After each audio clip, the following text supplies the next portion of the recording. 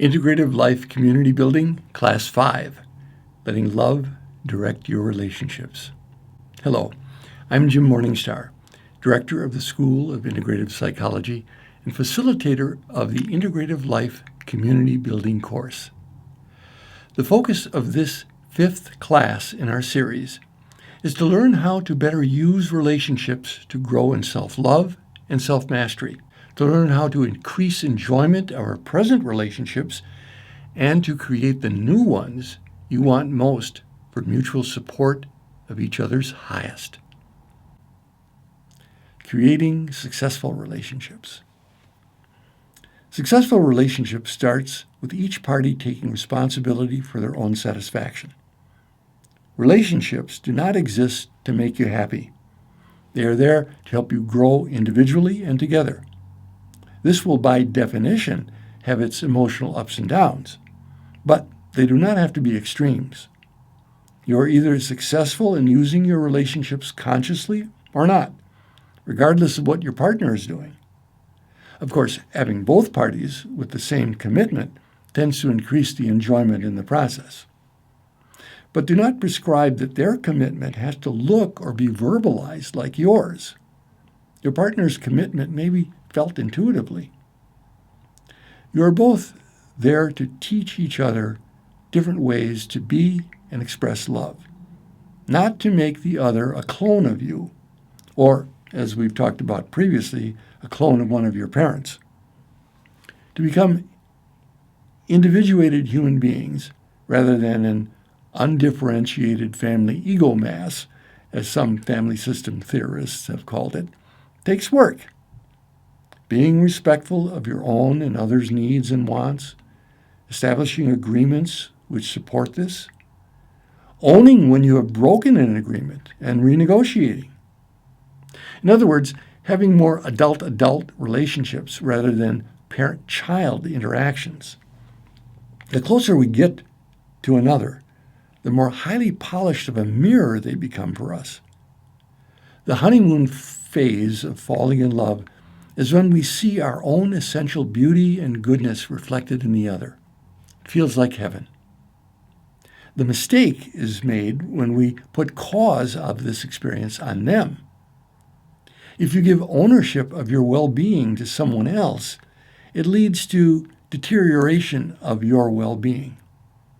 As we progress, and the fantasy that we have found the perfect partner to fulfill all those desires our parents didn't or couldn't do for us, we can become disillusioned and begin to focus on all the imperfections of ours that they reflect.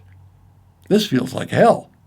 A strong connection to your inner source will save endless disappointing encounters of trying to get the other to be that source of fulfillment for you. Increasingly, you can learn to trust you will handle yourself in the face of your partner's fears and be compassionate rather than absorb them. You thus build more and more trust in yourself and recognize that you can trust your partner is doing what they think is best to take care of themselves, not know what you need and take care of you. It's your job to communicate your needs and to work out agreements around them.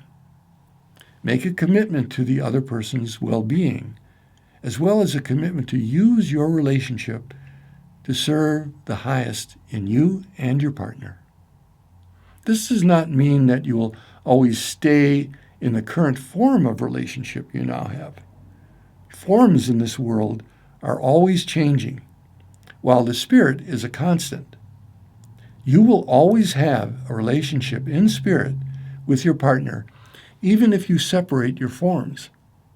How you carry them around with you is your business and not determined by them. I've known many people who actively struggle with how they carry their relationships with their parents, as well as the 2 or 3 marriages they've had. The wisest course is to take responsibility to settle emotionally significant relationships within you rather than having them eat away at you and co-opting your life energies. You have the power to do this today, now. It starts with the relationship you have with yourself and your commitment to it. Others will end up treating you the way you treat yourself. The key is to become the right person rather than to seek the right person outside of you. Others cannot love you if you're holding out love for yourself. Let's again take this opportunity to reinforce your commitment to self-love and attracting that quality of relationship into your current and future relationships. Take handout 6, Relationship Commitments, and complete section 1. 5 ways I'm willing to install or reinforce self-love practices into my life now are. Then complete section 2. 5 ways I'm willing to attract or reinforce rewarding, loving relationships into my life now are. And then complete section 3. 5 ways I'm willing to support and or express my gratitude toward the loving relationships currently in my life before next class are. Stop the video and complete these 3 sections and come back to the video. Our personal law. This brings us to our final house clearing exercise, our personal law around relationships. Let's again take handout 6 and in section 4A write, my most negative thought about my relationships is, then go right to 4B, my relationship affirmation is. Now my challenge to you is to write an affirmation that's personal, present, positive, and practical that helps your heart expand. Even though it may be on the edge of your fear, it stretches you to admit your true heart's desire, not what you think you have to settle for. Stop the video, complete section 4, and come back to the video. Now I remind you to put your affirmation somewhere where you will see it and repeat it every day till next class.